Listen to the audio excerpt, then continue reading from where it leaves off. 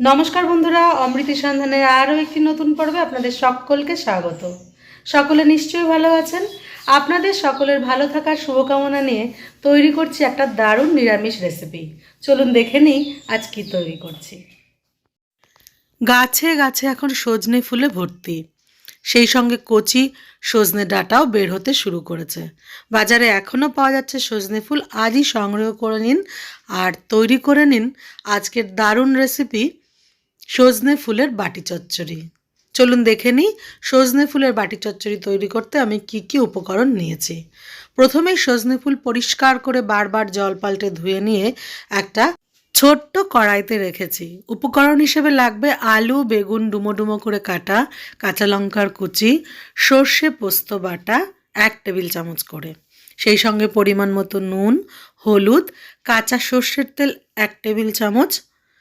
আর এই রান্নায় কোনো জলের ব্যবহার করব না। তাহলে চলুন বাটি চচ্চড়িটা শুরু করি।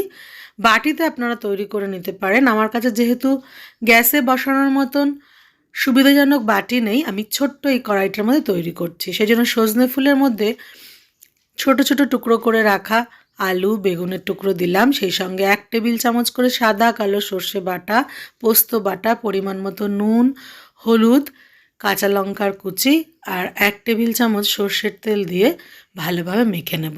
আমি খুব সামান্য চিনি ব্যবহার করেছি। যাদের চিনি খাওয়ার নিষেধ আছে তারা চিনিটা স্কিপ করবেন।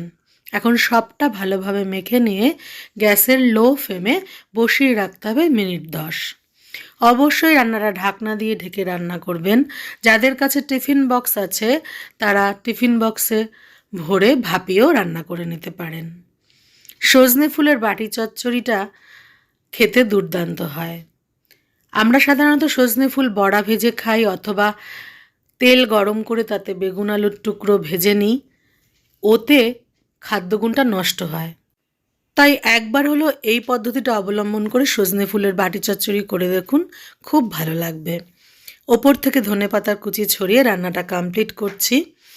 আপনারা চাইলে এতে অন্য সবজি ব্যবহার করতে পারেন, যেমন ছোট ছোট করে ডুমো করে কেটে রাখা গাজর এবং 1 মুঠো মটরশুঁটি এতে অ্যাড করতে পারেন।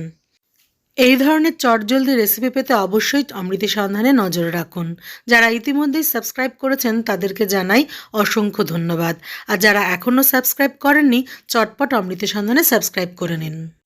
সেই সঙ্গে অল বাটন প্রেস করে রাখুন যাতে আমার সমস্ত নোটিফিকেশান আপনার হাতের মুঠোয় পৌঁছতে পারে। আজ তবে আসি, দেখা হবে খুব শিগগিরই নতুন কোনো ভিডিওতে। ততক্ষণ সকলে সুস্থ থাকবেন, ভালো থাকবেন। টাটা।